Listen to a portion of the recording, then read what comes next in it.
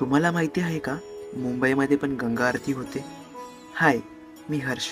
चाललो आहे गंगा आरती बघायला मिनी बनारस ऑफ मुंबई बाणगंगाला. ट्रेन पकडली आणि पोचलो ग्रँड रोड स्टेशनला.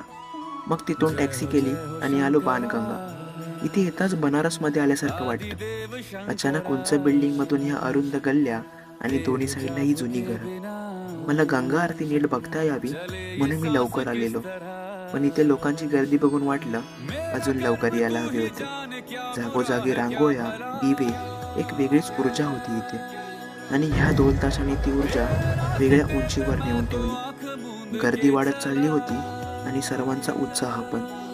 फायनली सर्वांना ज्या क्षणाची आतुरता होती तो जवळ येत होता. आणि माझं नशीब इतकं चांगलं की मला हा क्षण एवढ्या जवळनं अनुभवता आला. नमो नमो शंकरा, भोलेनाथ शंकरा, जय